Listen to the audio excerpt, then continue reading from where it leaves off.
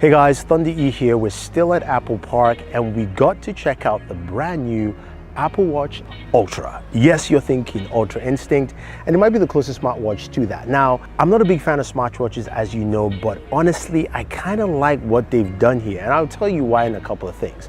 So the design is just so much better, at least in my opinion. You've got a watch face that's 49 millimeters, again, larger screen area for you to actually use the watch. You've also got a display that goes up to 2000 nits, super bright, especially when you're outdoors, and that's pretty cool. Now, of course, this is a rugged outdoor watch, so it's got mil-spec 1810, it's waterproof, it's dust resistant, so when you're outdoors and you're doing all your activities, you should be fine. You can go swimming with this. It's got different sensors while you're underwater as well. I mean, there's so many sensors that you can stack up into this and say, wow, this can do a lot for you.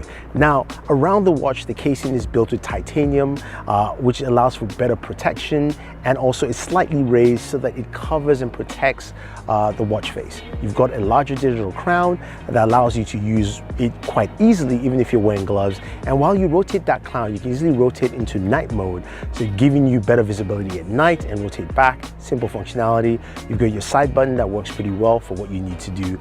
Plus, there is a brand new action button, and that action button is customizable for whatever you want. For your workouts, you can use it for waypoints, your GPS, whatever functionality, and that is great, especially when you're using this for long periods outdoors.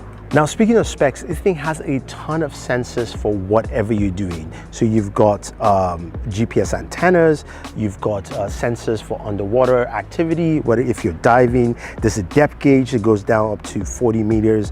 You've got 3-array microphones, so people can easily hear you, as well as also a built-in speaker that can go up to 86 decibels. I can list everything you have on there, but honestly, I'm quite impressed with all they've packed into this watch. There are also multitude of different watch straps you can use with this device, but you're probably wondering, what about battery life? Now, battery life, Apple quoted it at having 36 hours of battery life for doing all your activities, and then there will also be an extended low power mode that goes up to 60 hours of battery life.